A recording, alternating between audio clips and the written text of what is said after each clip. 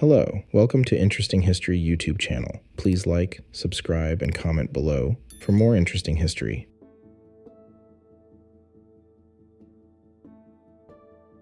Sending e-waste to Ghana has become a common practice in the global waste management industry. The West African country has inadvertently become a dumping ground for electronic waste, earning it the nickname Computer Junkyard. This video will delve into the reasons why Ghana is facing this issue, the impact it has on the country, and what can be done to address this growing problem.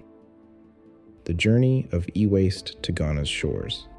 The path of electronic waste, or e-waste, to Ghana is a complex and often shadowy one, deeply entwined with the global trade in used electronics. Developed nations, abundant in technology, and rapid turnover of electronic devices are the primary sources of e-waste. This journey begins when consumers and businesses in these countries upgrade to the latest gadgets, leaving behind a growing pile of obsolete or broken electronics. Instead of finding their way into responsible recycling programs, a significant amount of this discarded technology is bundled and exported under the premise of giving them a second life in less affluent nations. Upon reaching Ghana, the reality starkly contrasts with the initial promise of reuse and recycling. The majority of these electronics are not suitable for refurbishment and are instead directed towards informal processing sites. Lacking the infrastructure for proper recycling, these sites employ rudimentary and hazardous methods to extract valuable materials from the waste. This practice not only endangers the local environment and public health, but also undermines the potential for developing a sustainable e-waste management system within the country. The legal framework governing the international trade of e-waste is ostensibly designed to prevent such outcomes. The Basel Convention, an international treaty, aims to restrict the movement of hazardous wastes between nations, particularly from developed to less developed countries. However, loopholes and enforcement challenges allow e-waste to be shipped to Ghana under the guise of secondhand goods or charitable donations. This discrepancy between policy and practice fuels the continuous influx of e-waste into the country, exacerbating an already critical situation. The journey of e-waste to Ghana's shores highlights a global disparity in electronic consumption and waste management. It underscores the urgent need for robust international cooperation and stringent enforcement of e-waste trade regulations. By closing the gap between idealistic recycling promises and the grim realities of e-waste dumping, it is possible to forge a path towards a more equitable and sustainable future in electronic waste management.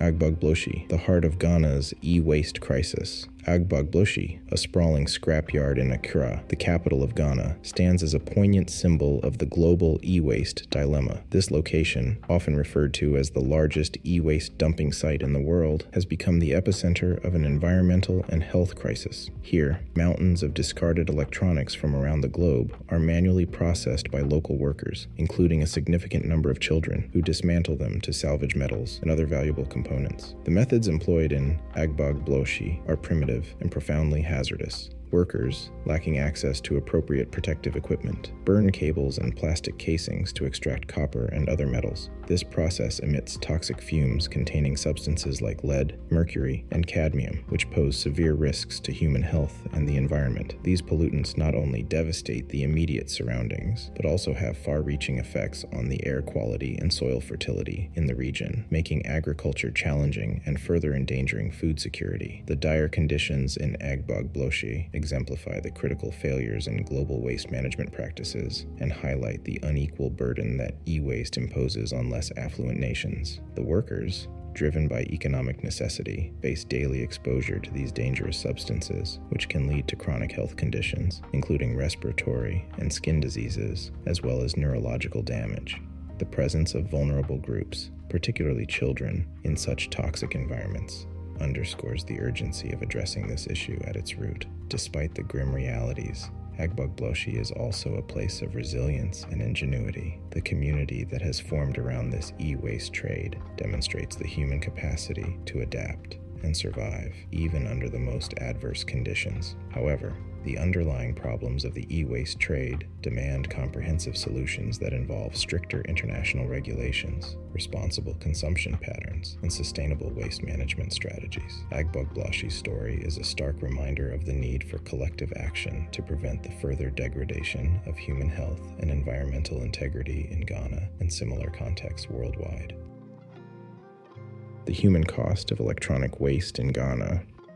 The repercussions of e-waste in Ghana extend far beyond environmental degradation, manifesting a profound human toll that demands our immediate attention. In the heart of Ghana's e-waste crisis, workers and their families endure precarious conditions that significantly compromise their health and future. These individuals, many of whom are driven by economic necessity, navigate daily through hazardous landscapes of discarded electronics, extracting valuable materials without the safeguard of appropriate protective gear. This perilous work environment exposes them to a cocktail of toxic chemicals, including lead, mercury, and cadmium, known for their detrimental health effects. The exposure to such toxins is particularly alarming for the most vulnerable populations, children, engaging in e-waste recycling activities, often out of necessity to contribute to family income. These children are at a critical risk of developmental and cognitive impairments. The hazardous substances found in electronic waste can hinder their physical and intellectual growth, imposing a lifetime of challenges and limiting their potential for a healthier future. Furthermore, the occupational hazards faced by e-waste workers in Ghana are not limited to physical health alone. The psychological stress associated with the uncertainty of income, the stigma of working within the e-waste industry, and the constant exposure to health risks contribute to a myriad of mental health issues. Workers often experience symptoms of anxiety, depression, and other stress-related disorders, compounding the already heavy burden they carry. The plight of Ghana's e-waste workers is a stark illustration of the broader social and health inequities tied to the global electronic waste crisis. It underscores the urgent need for comprehensive strategies that not only mitigate the environmental impact of e-waste, but also address the human costs.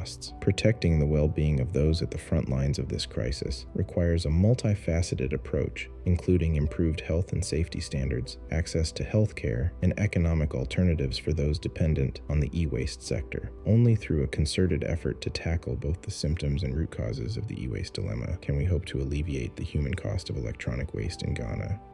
Environmental impact beyond the landfills.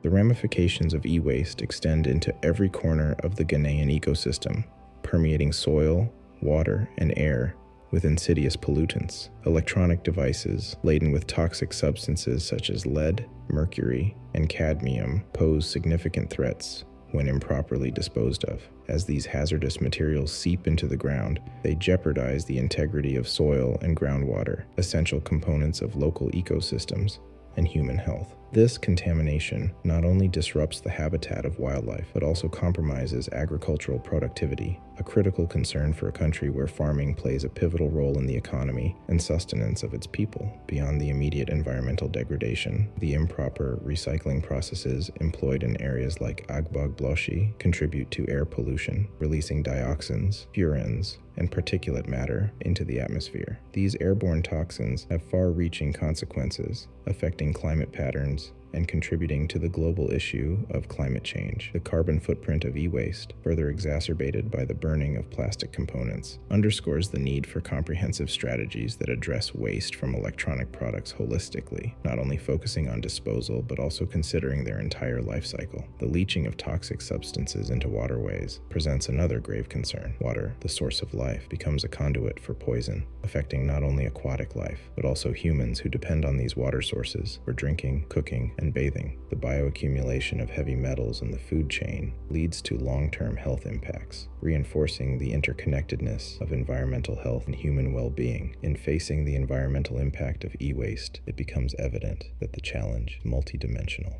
involving soil, water, and air contamination. Addressing this issue demands a concerted effort from local governments, international bodies, corporations, and consumers to implement and adhere to sustainable waste management practices. The path forward requires innovation in recycling technologies, robust legal frameworks, and a global commitment to reducing the production of e-waste and enhancing the circular economy of electronics. Addressing the issue, local and global initiatives.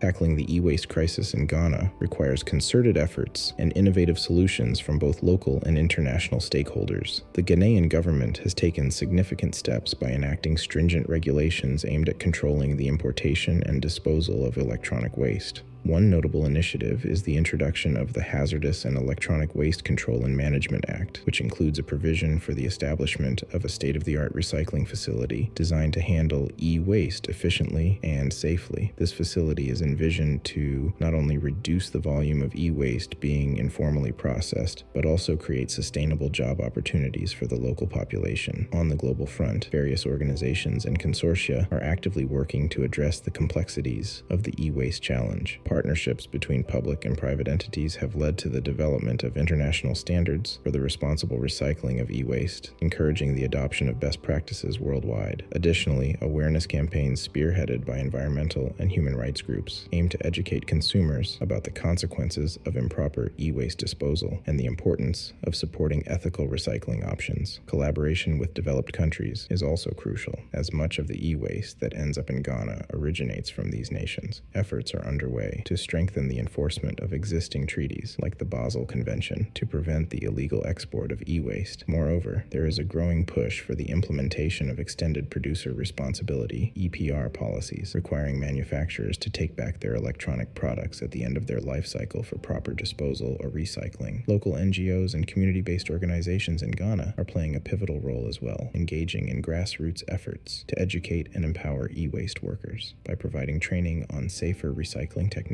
and raising awareness about the health risks associated with e-waste. These groups are laying the groundwork for a more sustainable and health-conscious approach to e-waste management. These local and global initiatives represent a multifaceted approach to solving the e-waste crisis in Ghana through regulation, innovation, education, and international cooperation. There is hope for a future where electronic waste no longer poses a threat to the environment and public health.